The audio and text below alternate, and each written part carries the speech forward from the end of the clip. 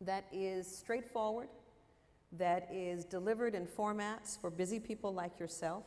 So if you visit our website, you will see one-page profiles of the current status of education for Latino students that take you all the way from early childhood through graduate and professional education and into the workforce. It is a profile of points of entry and points of departure. And with all due respect to the enterprise that brings us together, recognizes that any institution is really a means to an end, and that for our mission, which is accelerating Latino student success in higher education, that we would be governed by a keen desire to work with people who were ready to work with us on this issue. In fact, that's how Excelencia in Education had an opportunity very early in our work to collaborate with the Institute for Higher Education Policy. So I'll riff on a subject that Michelle just introduced, financial aid. Little did we know when our teams got together and decided in a very practical and pragmatic way, as I'm sure all of your institutions do, what is it that helps a student enroll? It's their means to be able to finance their education. So let's demystify, let's look at financial aid, and let's consider the current participation rates for Latinos. Little did we know that when we took on that exercise in 2005 and became the first set of professionals to look at a data source known as NIPSAS, that what we would discover is that while Latino students applied for financial aid in the same proportion as everyone else, they received dramatically less financial aid. Now that was sort of exhibit A for why you should look at data. In our team, I am not the data whiz. My colleague likes to refer to herself as the data nerd. Embrace the term. I have the great pleasure of working with people who are like that. But what I knew then, and what I'm sure all of you know now, is that the enterprise, our institutions, the enterprise, higher education, does have a set of mechanisms that we hope will get us what we want as individuals, as organizations. But the only way that we know for sure is if we really look at results.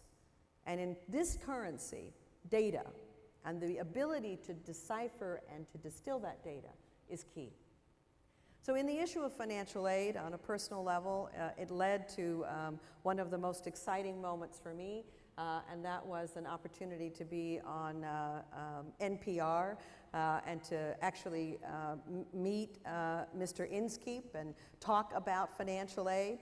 And then I had the rest of the day to receive phone calls from people all over the country saying, as they were brushing their teeth or they were getting ready in the morning, they heard the story. But what it did was prompt enormous numbers of people to confront a fact.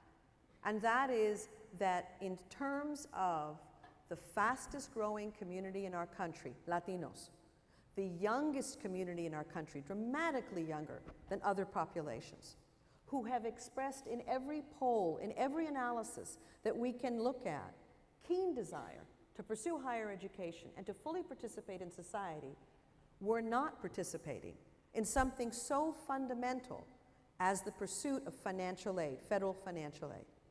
And that caused a whole series of discussions, which ultimately led to future research with other colleagues and an ongoing dialogue about how together we both look at the data, interpret it, and then take responsibility for our own institutions, our own community, our own sectors' ability to affect that change. That is one slice of how Excelencia in Education works. Another is that we are optimists. We do think that there's not a challenge in this country that any of us could name that there isn't also a solution in this country for us to build out, for us to celebrate, and for us to promote. And with that idea, we took on something that for us was both an answer to a practical informational need, but was also, and we recognized it from the beginning, a means to start a campaign that would move from the comfort level that most of us seem to have talking about achievement gaps and equity as if it is some long to be pursued kind of strategy, as opposed to a challenge to meet this year, a set of changes that will be made now. This dynamic that I'm describing is the process of saying it's not the way it should be, it's not the way we need, so let us make it the way it will be to serve all our people well.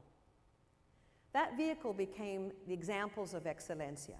It quite literally started with an assumption that in this country there are institutions, there are programs, there are departments that under any circumstance still is able to serve the needs of Latino students and all students.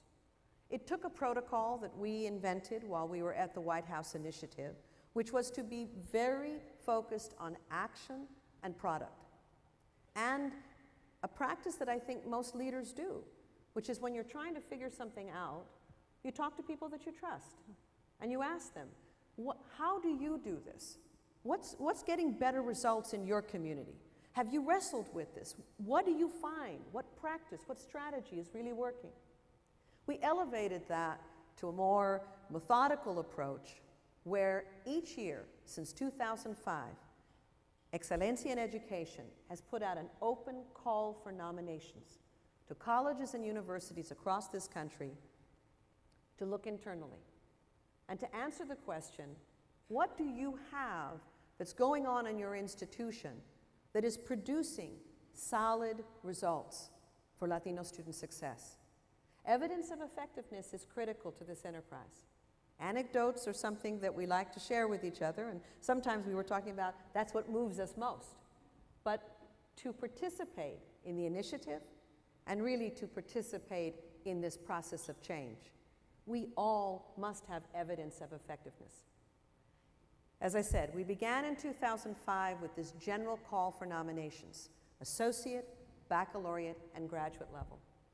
I'm very pleased to tell you that this past year, 2011, we had a record number of nominations, 195, from over 17 states in the United States and Puerto Rico. We gathered in Washington, D.C. to recognize 3 at each level and to name a field of finalists at 17 throughout, associate, baccalaureate, and graduate levels. They come from your institutions. They are programs and departments that exist within institutions because, with all due respect to this enterprise, right now we can't say this institution, from admissions to financial aid to its curriculum to its hiring practices, do it exactly like them. We all have to cherry pick to find the best towards that ideal. These examples of Excelencia are in and of themselves a source of information for you. They're available in our database through the Growing What Works database. And more importantly, they give you the name, the contact information of the professionals that run these efforts, who are ready to work with you to make common cause and to achieve the same results. The final thing that I would share with you is this issue of college completion, because it is an overriding not only issue, but call to arms for all of us. I mean, again, it's a very practical thing. When we're talking about success, it's not just gaining admission, it's gaining a degree.